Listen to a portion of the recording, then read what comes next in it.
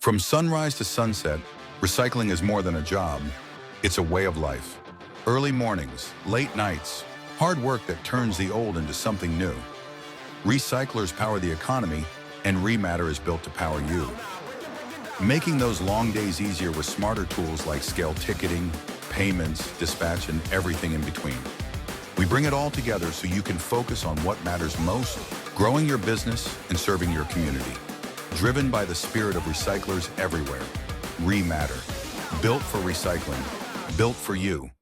Welcome back to the ReMA 2025 live stage. I'm Andy Cohen, your 2025 ReMA Convention Chair.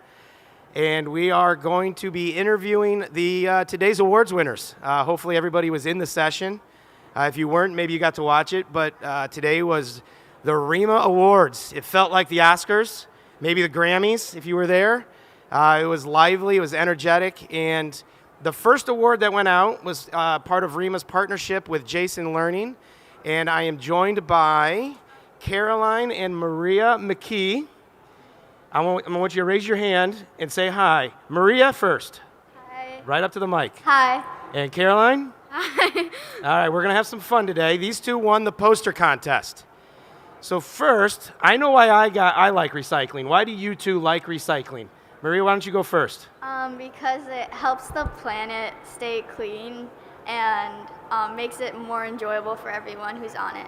All right. Caroline, why did you like it? It helps animals so they don't get stuck in trash. Yeah. And it's better for the environment too. Awesome, awesome. What's your favorite animal? A guinea pig. A guinea pig? Yeah. You have a guinea pig? Yeah. You guys are sisters, so you share the guinea pig with her, or you have your own animal? I have my own. Your own, so we have two guinea pigs. Oh my Lord. While you two are here in San Diego, having fun working, who's watching the guinea pigs? My dad. My dad and my grandma. Do we trust Dad and Grandpa to make sure the guinea pigs are okay? That wasn't a fast answer. Dad and Grandpa, I'm sorry. You're okay. You think the guinea pigs are going to be there when you get back, though? Yeah. All right. That's what's important. That's what's important. Why don't you tell everybody what grade you guys are in? I'm in 5th grade. And I'm in 4th. Oh, okay. 5th and 4th grade. And where are you guys from? We're from Grand Haven, Michigan. Grand Haven, Michigan. Now, are you guys able to do where on the mitten that is yet in Michigan? Isn't that how you tell people where you're from in Michigan? Kind of. Kind of, you guess? I'm just showing my age, I think. I told them I wouldn't be like their teacher, and here I am. So let's get into what everybody really wants to know about you guys. When you're not in school and you're not making beautiful posters for recycling, what do we like to do? I like to draw, and I also really like to play Roblox with my friends. Roblox. Uh-oh, I know Roblox. I like playing with my guinea pigs and playing guitar. Playing guitar, okay. So we got a musician and we got an artist. Do you play any instruments, Maria? I play piano. Piano, was that by choice? Yes. Yes, I played piano when I was a kid. It wasn't by choice. I wasn't very good either. What else do we like to do when we're not drawing or playing instruments? Do you guys play any sports? Yeah, so we play I play softball, basketball, golf, a little bit of tennis. Yeah? Yeah. How'd you have time to make a poster? I mean, with school, 4 sports. We got out of school early. Oh, I'm getting how this works. You got out of school to do this. Oh, okay. Since you've been in San Diego and here in the convention center, what have you liked the most? What's caught your eye, or what have you enjoyed doing? I've seen you walking around a lot. I like shopping and eating. Shopping and eating, good. Maria? I really liked when we went to the San Diego Zoo. The San Diego Zoo. Yes. Did you see? Were there any guinea pigs there? No. No, you had enough at home. You didn't need to see them here. What was your favorite animal you saw at the zoo? I really liked the koalas. The koalas. And okay. I like the hippos. The hippos? Yeah. All right. And since you like to eat, did you have a favorite meal so far? Or what's your favorite food? I really like shellfish. Shellfish? In general. All right. Hey, I'm on board with that. I like the ramen and the dumplings. Ramen and the dumplings. We have two very sophisticated palates up here for shellfish and ramen and dumplings. It wasn't French fries or spaghetti. I think when I was your age, it was butter noodles. Did your parents make butter noodles for you? We've had them, but our parents don't make them. Really. No, they're not very good cooks. Your parents not very good cooks. I think Careful, they're okay. one of them's in the audience, so be careful. All right. Well, we appreciate everything you guys have done. We love your energy for recycling. ReMA is so happy that you two made it out here, and congratulations on your poster. Is there anybody you guys want to thank for the time that you, the help you had in making this possible? My mom and my friend's mom, because they really helped us with this poster a lot and gave good ideas to do for the poster. Right on. And anyone else that you need to touch on? Teachers or? Same with her. Same with her. All right. Well, thank you. Let's give them a round of applause. Great job. Here you go. Yep. All right, we're moving. We're keeping this moving. We're staying in the Jason Learning. And next we have Anushka Mishra coming up. Anushka was the winner of the video. Come on up. You can pick a chair, whichever one you want. Just make sure when you talk, you're right up to the microphone. Now, I loved the video. It was great. First, why don't you tell everybody where you're from and what grade you're in? Just make sure you get right up to the mic. Yep. I'm from Gainesville Middle School, which is in Gainesville, Virginia, and I'm in 8th grade. 8th grade. Okay. Now, I had the pleasure of taking Jesse Cole, the Savannah Bananas creator, around the exhibit hall, and you came up and wanted to ask him a question as well. So, and it was again on video. So, is videos and production, is that something you really like doing, or just a hobby? I like to spread information. So one of this project was really fun because it was a good way for me to spread information about recycling. And I asked him actually if he could say a little bit about sport injury prevention for a school project, because I was making a PSA about that. Oh, that's great. And what was the inspiration behind your recycling video? I feel like I've been caring for my environment quite a bit, and when I found out about this contest, it was a good opportunity for me to make more change in my community. I run educational sessions at local libraries, so this was another good way to reach more people and spread awareness about recycling and caring for our environment. You're exactly right, and that is awesome. You are, I'm sure you hear this. Do you get told that you're mature for your age and that your thoughts are very mature, and you I bet you do well in school, don't you? Yeah. I bet you do. You are a special person. It's great to have you here. What have you done anything else recycling wise that you've enjoyed? So as I mentioned earlier, I run cleanups in Prince William County libraries. And I also run educational sessions there.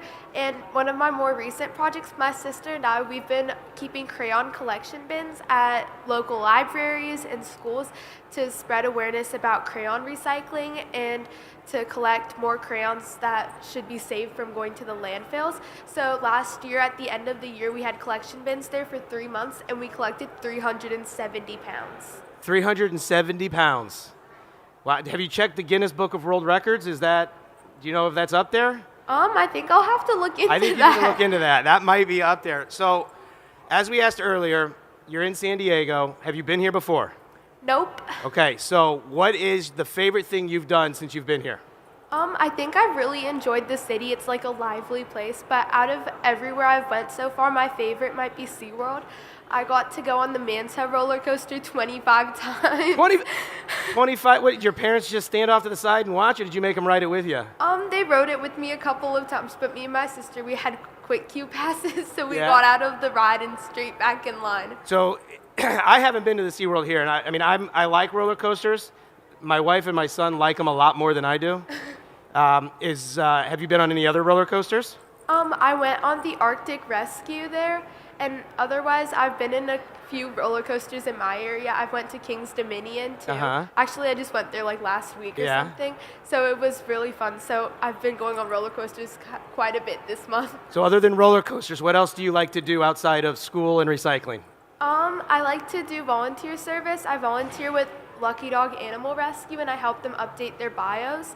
And I also like to play lacrosse. Lacrosse. Okay, so your sport's lacrosse. That's a fun sport to watch. Yep. How long you been playing lacrosse? This is my second season, but I really enjoy playing. You really like it? Now, do you play for a school or your club, like a club team, or? I play for Brigade right now, but next year I'm going to play for my high school. Oh, wow. Congratulations. That's awesome. That is awesome. What else, insight, along with ReMA, because we love the fact that you've been involved with this, Jason, learning and doing the things. Where do you see, what do you want to do? Do you see a future in recycling with you? I mean, is it something you might want to do for work, or what do you want to do after you get done with school and get a job and go forward? The recycling industry really is interesting for me, and it is something that I could consider. Currently, I'm really interested in becoming a biomedical scientist when I grow up. Wow. Listen, I'm in recycling because I wasn't that good at school, and I don't know what biomedical. I can't even say it. I'm impressed. That is awesome. I want to thank you for everything you did. Your video was great. Everybody in the audience loved it, and thank you for your time, and enjoy San Diego. Thank you so much. Thank you.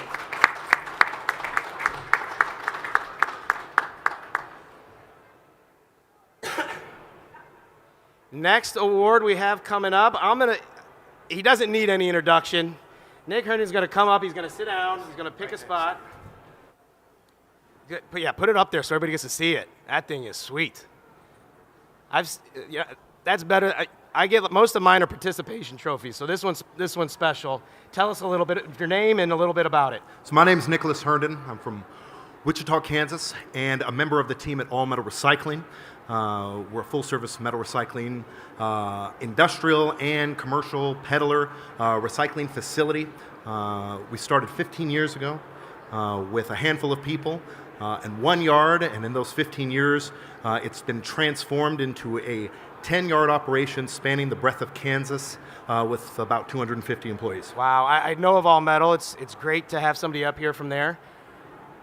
Tell us a little bit how, your role there, but really, how'd you get started in recycling? How'd I get started in recycling? This is the best. I love this question. Everybody always asks this question because nobody just walks in there. And, how'd you get into it? And you've stayed. Nobody just walks in. Well, actually, you did. Actually, yes. I love it. It's an interesting circumstance. It just so happened that I was looking for employment and was perusing around and entered a local restaurant, and I was applying there, and one of our owners, he's right actually over there, Colby Cornejo, and Ken Mueller, one of our sales associates, they were sitting at the lunch counter, and Ken looked over at me and he said, "Are you looking for a job?" He's like, "How hard is it to find one out here?" I said, "Well, you got to hustle every day." He said, "Can you meet us down at 800 East 21st Street North in about an hour?" I said, "Sure." So I was down there, and I heard tell pulling somebody off the street might not have at first been the wisest decision, but I hope that over the course of the past 8 years, that decision's proved fruitful. Well, listen, they wouldn't, you wouldn't have been there 8 years, and you wouldn't be getting an award if it wasn't, you weren't good at what you do. Oh, thank you. What do you love about each day? Each day is something totally new. We get a chance to interact with people, and most jobs do that, and I've been in jobs that you don't necessarily engage or interact with people on a daily basis, and in jobs where you do. But in this circumstance, we have the ability to make a change and a difference in everybody's lives every single day. So that's one of the most rewarding and fulfilling aspects of the job, that we are given the freedom and the leeway to do that, to shape our day and make the most of it, right? Hopefully the day ends better than it started for all of us. We got to take care of business, and we got to make a little money along the way, but at the same time, we make the best of every moment. You seem, you're a very motivational person. No. I got to imagine you don't have trouble getting people to follow you, and you just have that leadership quality about you. Just sitting next to you, I want to go with you and do something with you. I know you're going to give it your all. Tell me a little bit about what this award means to you. I know you said it on stage when you got it, but I'd like to hear it, just this one-on-one, small audience. What the award means to you? It was a surprise. to hear that I'd been nominated for the award. Clint Cornejo, our owner, he pulled me into his office and he said, hey, I filled out this award, and he said that he couldn't think of anybody more rewarding or deserving, and that humbled me greatly. Yeah.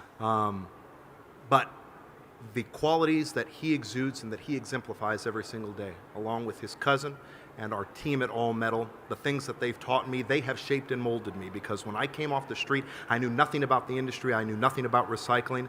I had a customer service background, but beyond that, I couldn't speak much to what they do every single day because they were already doing it. Mm-hmm. But with them, all things have been possible. So all thanks to them for everything that they've taught me. It's great to see you so appreciative of where you are and where you've been, and thankful for that. A lot of people take things for granted, and it's good to see some people that are humble and want to enjoy what they have. So that's another good quality and commendable in what you've done. Where do you see? I mean, is recycling is you now? Is it in the blood? I mean, you've been there 8 years. Is this? I mean, do you see yourself? What's the next step? I mean, it's still in recycling, I hope, I assume. I mean, I couldn't see why not, but what's the next step at All Metal for you? Well, All Metal Recycling is, like I said, an adventure every day. Our color scheme is orange, and we have an expression that we bleed orange every single day. We go in there and we give 100% and beyond to make the most of every opportunity that we have. So, Kansas, we've come and we've seen, and who knows what's next, but with the mindset that we take into every single day, surrounding states, just be mindful because we're coming. I like to hear. Take warning, take heed. Outside of recycling, do we follow? I mean, do you follow sports, colleges, pro teams? So Formula One, that's my passion. Formula One, that's yes. your passion. Mm-hmm. Okay, what team? What team? Well, I was a McLaren fan for the longest time, but transferred kind of into Red Bull. Max Verstappen. Is it because of the drivers? Oh yeah. Okay. The So passion is the drivers, right? The technology, the innovation. It's amazing. You can see the march of time, right? You look at cars 10, 12 years ago. You're like, wow, those are ancient. Yeah. Compared to what they have today. And I mean, I'll be honest, I don't know much. I mean, I watched I love the F1, on Netflix. The Drive to Survive. Yeah. Yes, the documentary docuseries they have. It's an interesting sport because so much of it seems, a lot of people love competitiveness of sports. F1, I mean, is it always? I mean, it seems like the richer the team, the better, or is it competitive and some of the smaller teams can still survive and get by, or? It's interesting that you say that because money matters, right? If you have it, it makes things easier. But at the same time, it's a team effort. Back at the factory, there's between 500 and 1,000 people working behind you.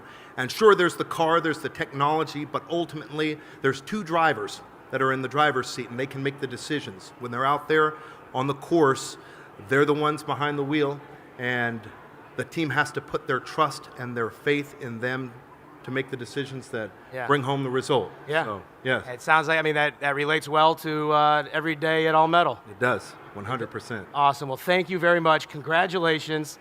We're glad you made it to San Diego. Is there anything you want to say about San Diego or the convention while you've been here? Beautiful city, beautiful town. It's a pleasure to be here for the Nationals. We're looking forward to Vegas next year. So when you see All Metal, think orange, and come and visit us sometime in Kansas. Thank you very much. Absolutely. Congratulations. Thank you very much.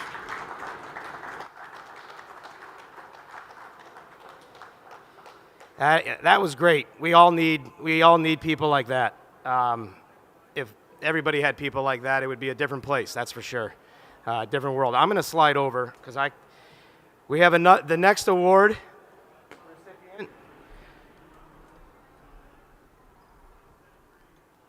Here we go.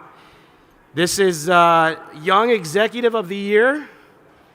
I'm a little, before I get into who he is, we can all see him, Ed's Harding. I'm a little disappointed because I'm too old. And when the award came around, I was already too old.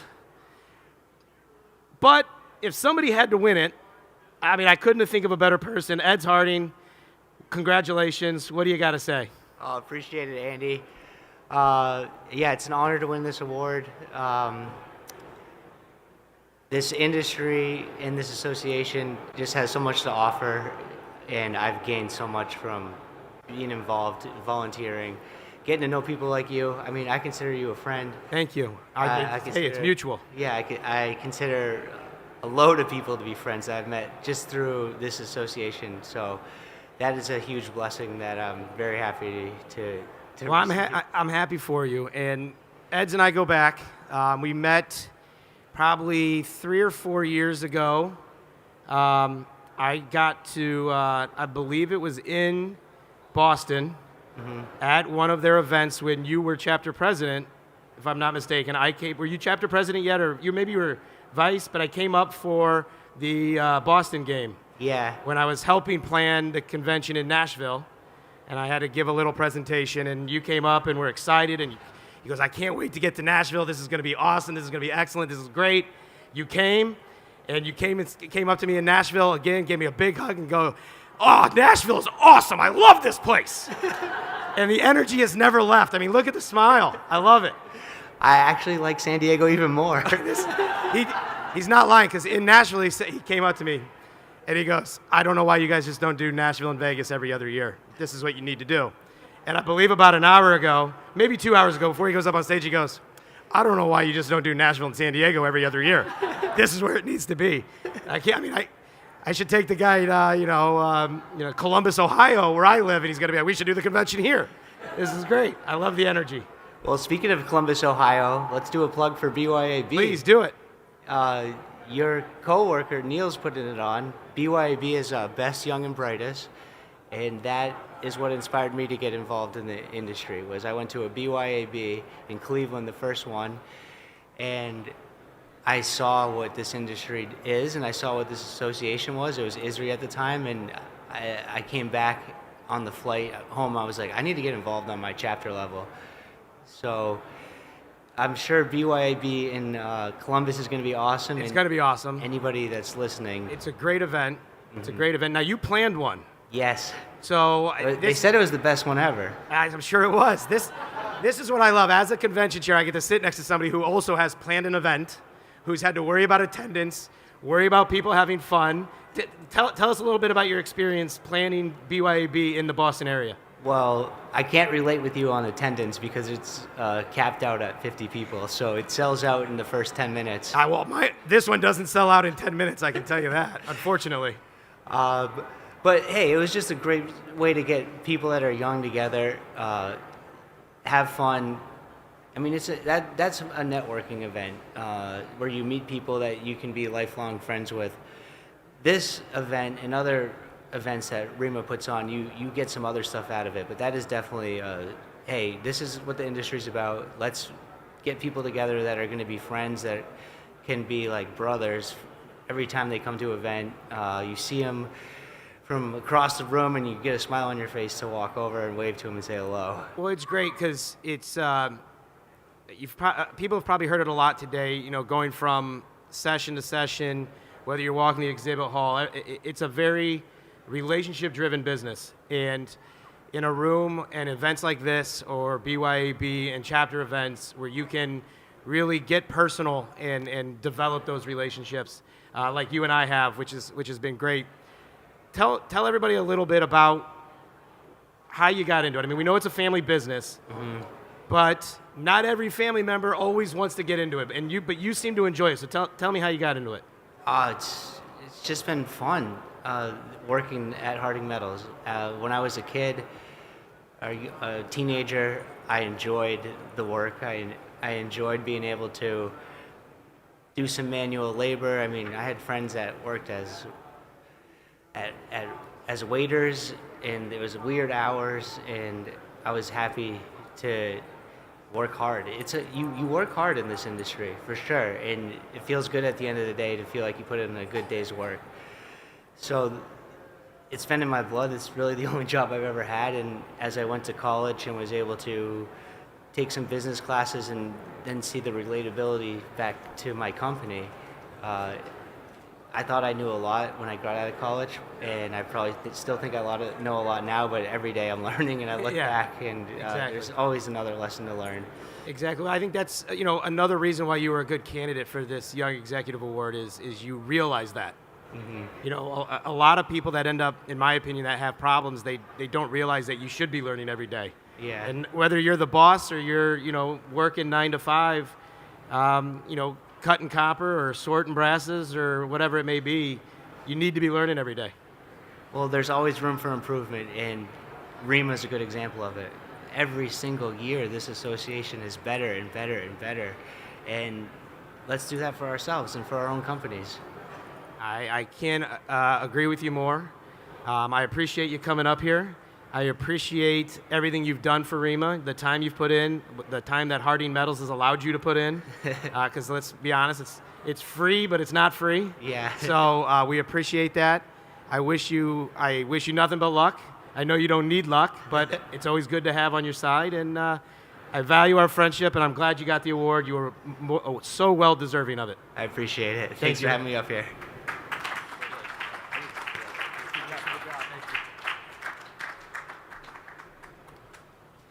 All right, next, last but not least, of course, the ReMA chair, Colin Kelly himself, introduced him. He got it out without tearing up too much. I know he didn't want to be a meme, and I'm not making you a meme, but this is your chance. I'm going to introduce Steve Levitan, the winner of the Lifetime Achievement Award. Colin told you to be brief. I'm pulling it off the table. You can talk, say whatever you want. We got nothing but time. Colin just left. For those not here. No, I'm kidding. It's all jokes aside. Congratulations. Thank you. Tell us a little bit about what this award means to you, and we'll go from there. Well, starting in the industry in 1970. It's been a long ride, and it's been a great ride. And after that period of time and all that I've been able to do in kind of 3 distinct portions of my career, to have the recognition from my peers, it just means everything. So let's start Act 1. Act 1. Yeah, give me Act 1. We're going to start there, and I'll let you pick where in Act 1 we're starting. Well, you saw the photograph in the video. Was it the trash can? Yeah. It was the trash can. 1 year old, and I'm peering into a trash can. I loved it. I think it was a recycling can. We don't do trash. It was a recycling can. I was looking at what was in there that shouldn't be. Giving your parents a hard time. Absolutely. Exactly. Absolutely. So, family business. My grandfather started in 1919, and I joke about it. I use it in speeches a lot. He started in the junk business in 1919. My father came into the business right around World War II, and he was in the scrap business. I started in 1970, and I was in the recycling business. We all did exactly the same thing. Yeah. But the words changed. The word has changed. I mean, and it's what I love about this is the story is so similar to a lot of people because my great-grandfather started a junk company, in Wabash, Indiana, with pelts and all kinds of things, metals and pelts, and then his son, my grandfather, took over and it became a scrapyard, and then another company ended up buying it, but they are recycling facilities. And from listening to your presentation and talking to those around you, that language change is a lot because of you, and that words matter and what you've driven home with ReMA. Well, again, I learned very early the importance of those words. One of the first things when I came into the company, I noticed that the yellow pages, and I can explain that if you don't know what yellow pages are. I'm old enough. But the yellow page ad that they were selling us was under the heading of junkyards. And I knew enough back then, we weren't in the junk business. Yeah. That was a pejorative. Yeah. So we're in the scrap business. Uh-huh. So I started a campaign among our competitors. Yeah. And we had a local association. Mm-hmm. And we jointly decided we weren't going to advertise under junkyard. Yeah. And so made that change. Okay. So that was kind of the beginning Yeah. with the words. That's great. That's great. Now, in this, as you were working, it was your grandfather, then your father, and tell us a little bit what it was like working with your family. And your uncle was a big Right. part of it. Right. Tell us a little bit about that. Well, the dynamics of a family business are always different. Some families, everybody works phenomenally well together.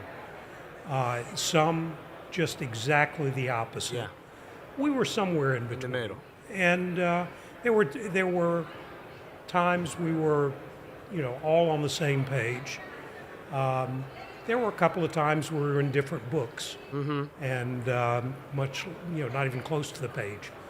And but it was fascinating, and it was great being able to work with the Yeah. family, to work with my father.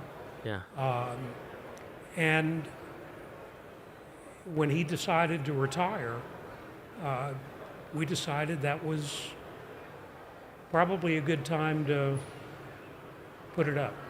And so, tell me a little bit of, at that moment, now that you can look back at that moment, Right.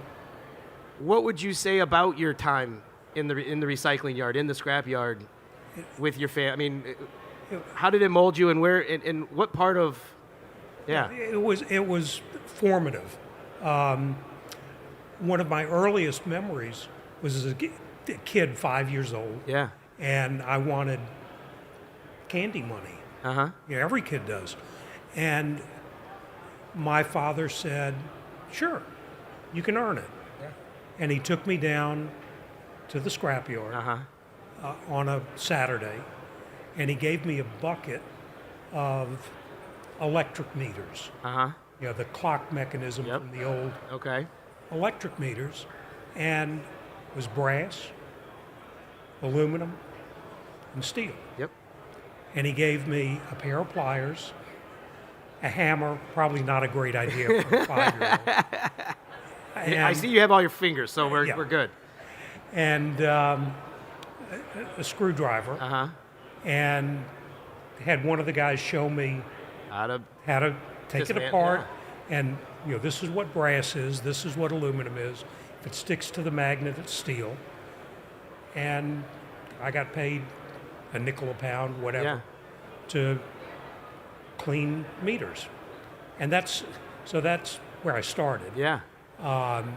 Later on, again, teenager, I want a car. Yeah. The day I turned 16, I want to have a car.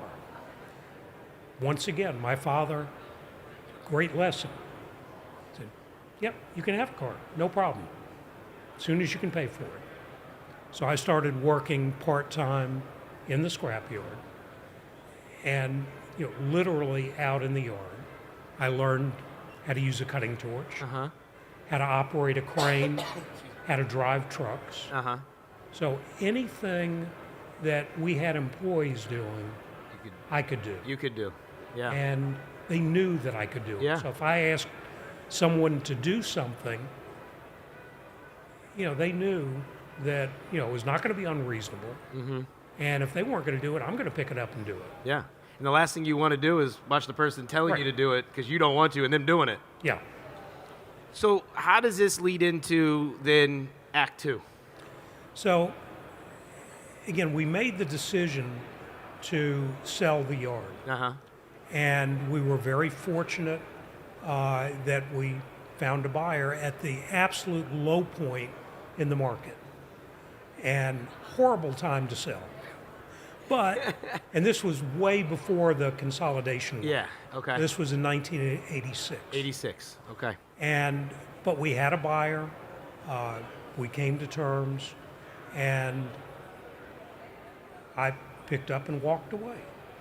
I had to do something. I was not able to retire, and I had been doing lobbying as a volunteer for ISIS, for ISRI. I was before ISRI. Yeah. And our local association. So I did some stuff with the city. Yep. I mentioned rewriting the scrap metal ordinance. Yeah. In Atlanta. So I did those sorts of things as a volunteer, and I enjoyed it. Yeah. And my wife is the one, Janice, started me in all of this. She had a job working for Jimmy Carter when he was governor. Yeah. And the reality was she worked for a group of senators that had gotten kicked out of their offices. And so she was the entire staff for a group of 4 senators. This was right after we got married. I was 22, 23 years old. We end up at a party at one of her friends' house with those senators. And we're all sitting on the floor drinking beer together. And one of the senators said, "Well, what do you do?" I said, "Well, I'm in the scrap metal business."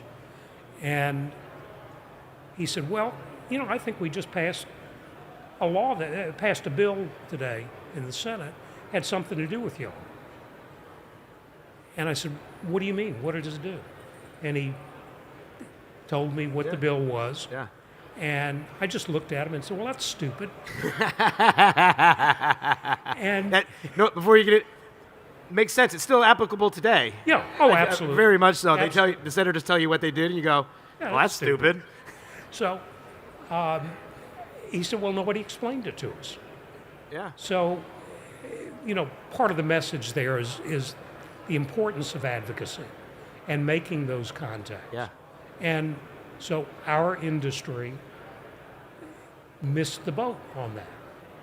Fortunately, he said, "Well, it's still got to go over to the House and pass there."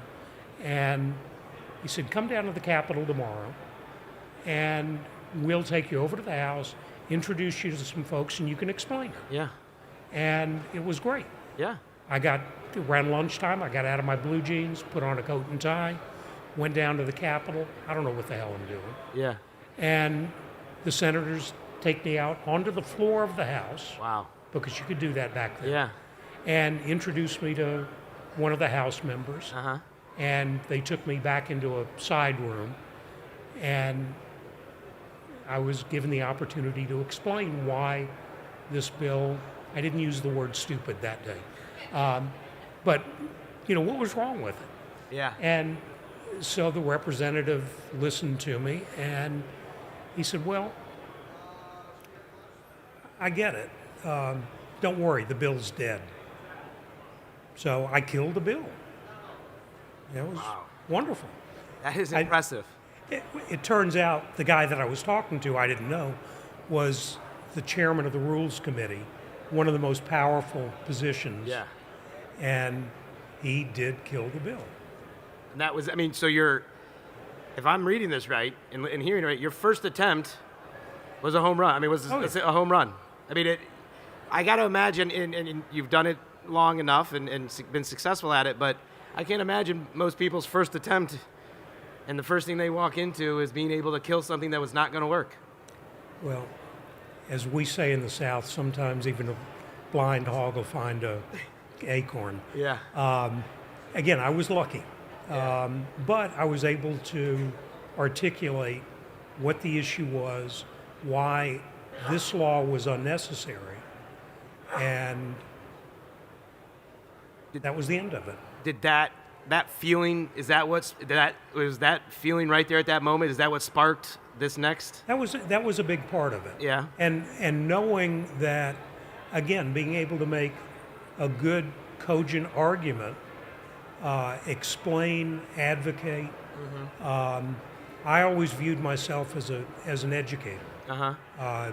as opposed to a lobbyist. Yes. A lobbyist tends to have a negative connotation, and people would ask me what I did, and I said, well, I'm a lobbyist, and they start backing away, and I say, for the recycling industry. And they say, oh, okay, well, that's good. Well, that's that's something we like. So Yeah. yeah. And so from there, every year I did a little more, again, as a volunteer. Yeah. And so when we sold the company, I decided, when I grow up, this is what I want to be. And so I hung up a shingle, Yeah. started my own lobbying firm, Uh-huh. and represented the Southeast chapter of ISRI. Represented a number of individual companies, including several recycled paper mills. Uh-huh. So that was also a big part of this, because I grew up primarily in the metals business, Yes. working with paper companies, learning the issues that meant a lot to them, and seeing the connection, that there really wasn't a significant difference Uh-huh. in what's important for paper recycling versus metals recycling. Some of the issues were more important to them, like flow control. Yeah. In the metal side, we'd never Yeah. heard No. of that. Why would that affect us? Yeah. Metal theft. Yeah. So the paper guys couldn't care much Right, about that. exactly.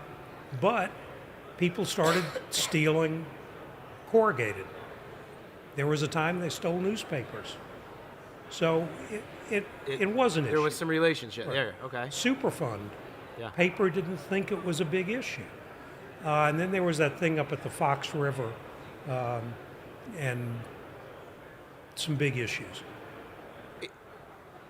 So was there a time during this as you were doing getting yourself started, doing the lobbying, you hung up that side of it, you're doing the educating, the lobbying, where you thought back going, question I know you were still involved in the metals industry by lobbying and educating for them, but did you ever think, did I really make the right decision and get out of a scrapyard?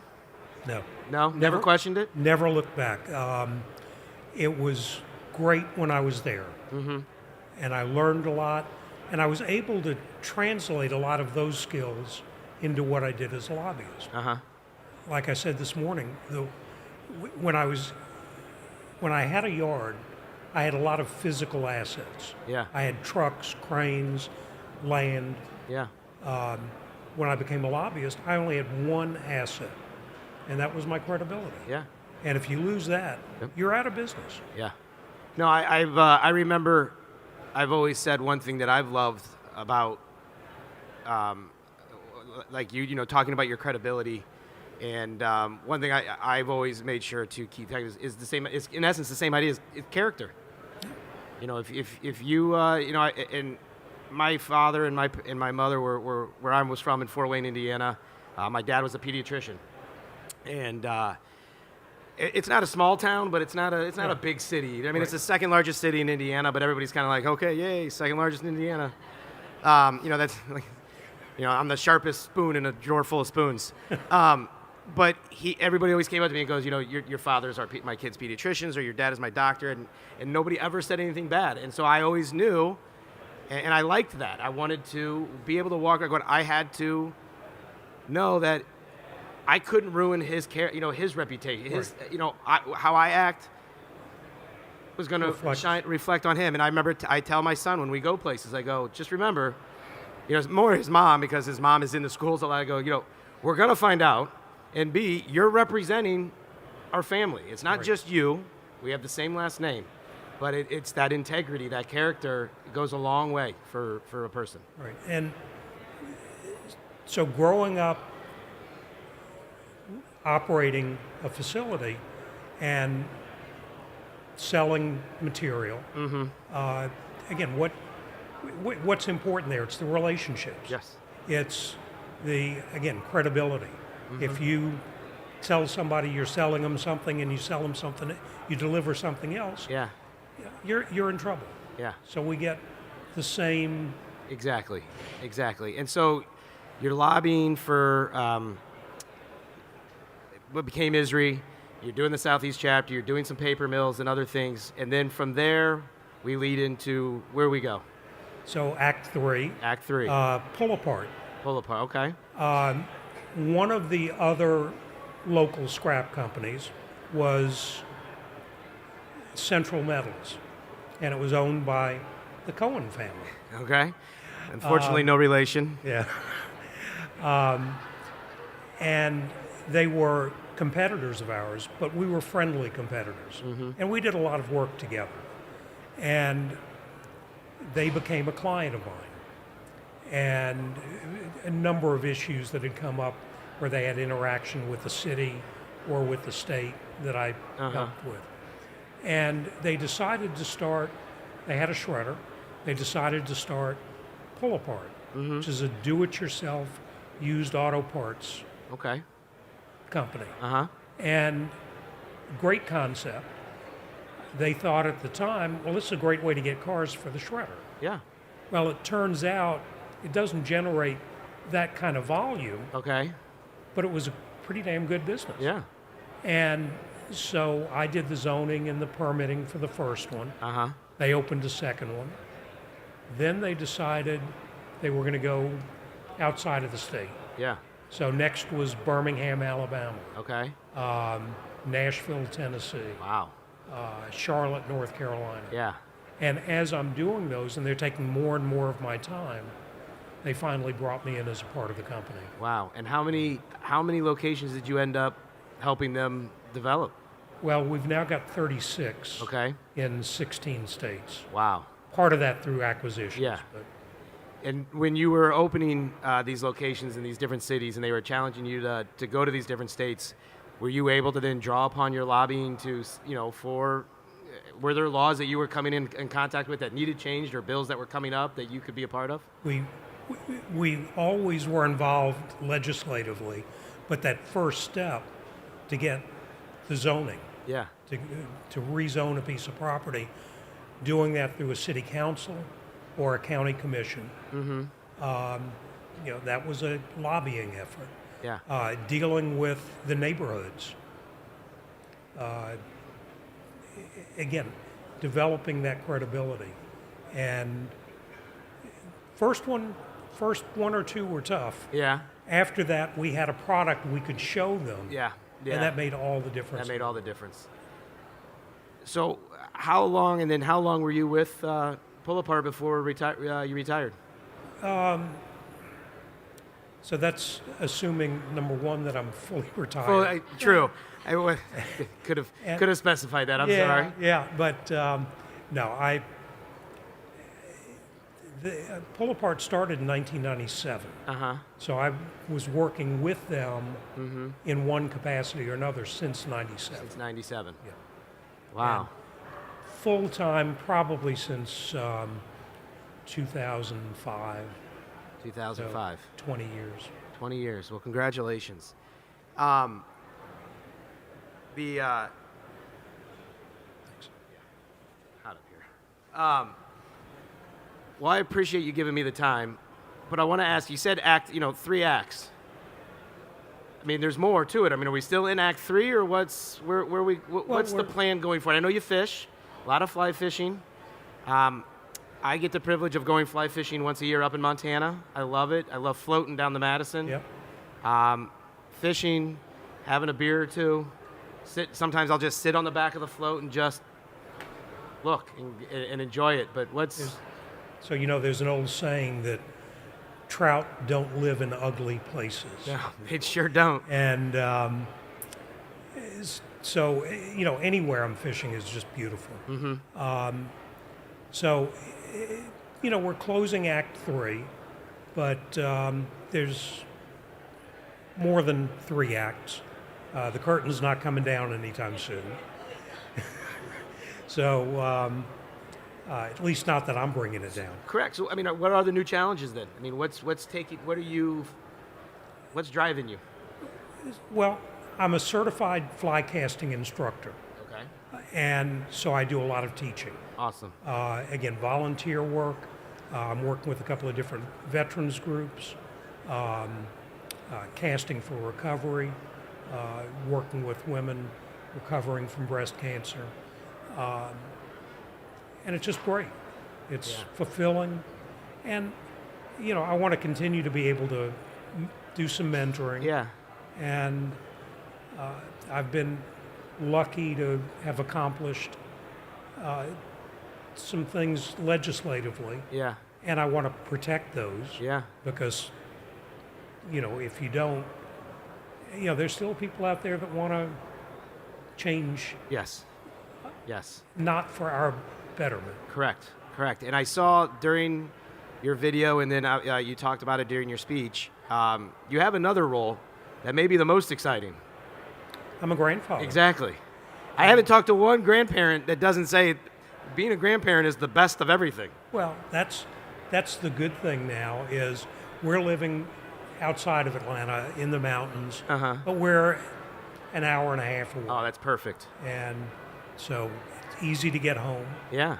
And You're close enough that you can go when you want, but you're far enough away that they can't call you over and make you do something you don't want to. Right. So it is great. My son Josh is, and Janice has just been unbelievable. That's great. I mean, it's been 52 years. 52 years. Only 45 if you count the time I was traveling.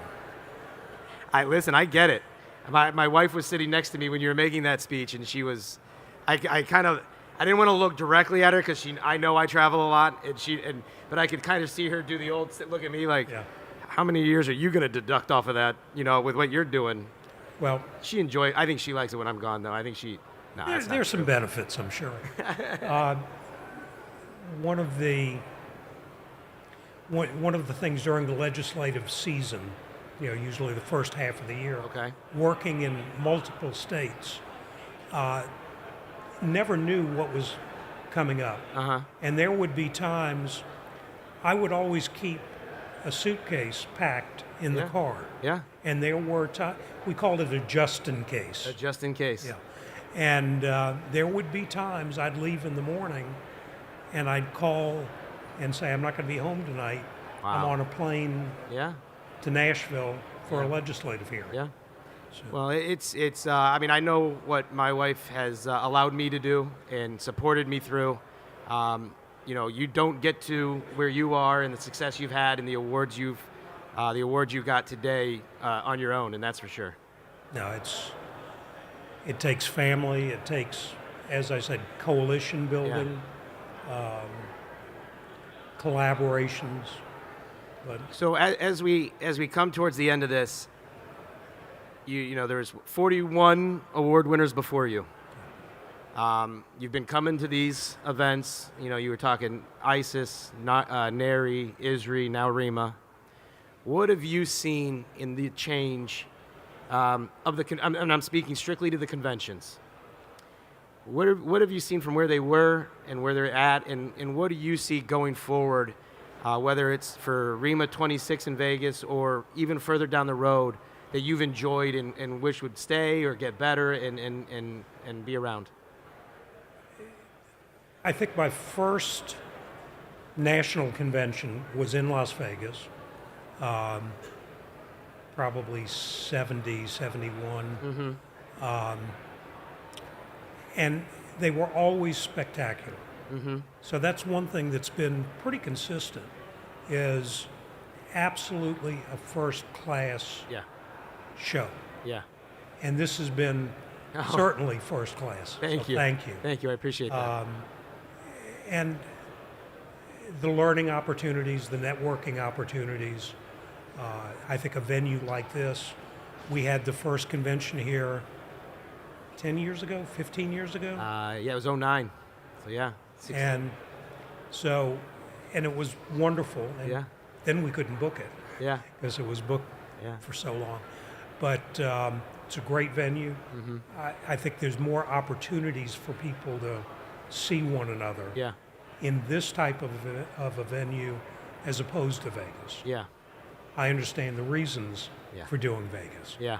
But the back and forth, I think, is perfect. Awesome. Well, I appreciate you taking the time to be up here, especially with your family here in the convention and the exhibit hall and the sunshine and everything that's happening. Congratulations. Thank you. This is a special award for a special person, just like the 41 before you, as you said up there. I can't, Colin speaks so highly, everybody speaks so highly of you. I'm glad I've gotten to know you over my short years that I've been a part of the ReMA at the national level. It's been great. Thank you for doing this. Congratulations. Thank you. Thank you. And that was our award winners. I appreciate them taking the time to talk to us and entertain the convention at ReMA 2025 live at the show. Thank you.